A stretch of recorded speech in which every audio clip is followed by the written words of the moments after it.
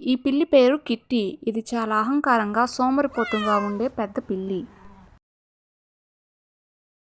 దీని పేరు చిట్టి. తెలివైన, చురుకైన చిన్న పిల్లి.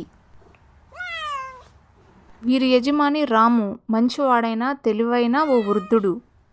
రాము ప్రతిరోజు ఉదయాన్నే టేబుల్ మీద 2 గిన్నెల్లో పాలు పెడతాడు. చిట్టి తన గబ్బిలం లాంటి పొట్టతో పాలు తాగడానికి ముందుకొస్తుంది. చిట్టి కూడా పాలు తాగాలని చూస్తుంది. కానీ కిట్టి దానిని పక్కకు నెట్టేస్తుంది. చిట్టికి చాలా కోపం వస్తుంది. కానీ దాని కన్నుల్లో ఒక చాతురత మెరుస్తుంది. రాము మార్కెట్ నుండి చేపలు తీసుకొచ్చి కిచెన్ కౌంటర్ మీద పెడతాడు. కిట్టి తన బలంతో చేపల పళ్ళెం పైకి ఎక్కాలని ప్రయత్నిస్తుంది.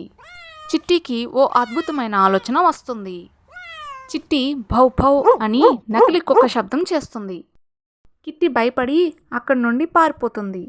కిట్టికి చాలా కోపం వచ్చి ఈ చిన్న పిల్లి నన్ను కిందకు దించేసిందని తలుచుకుంటుంటుంది.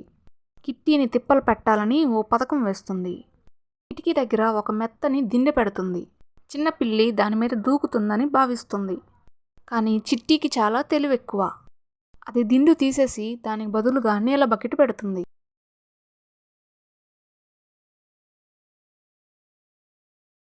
కిట్టి గర్వంగా దూకగానే నీళ్ళల్లో పడిపోయి తడిసి ముద్దవుతుంది. రాము ఆ గందరగోళాన్ని చూసి నవ్వుకుంటాడు. రాము ఒక ఉపాయం ఆలోచించి కుక్కలాంటి బొమ్మను తీసుకొస్తాడు.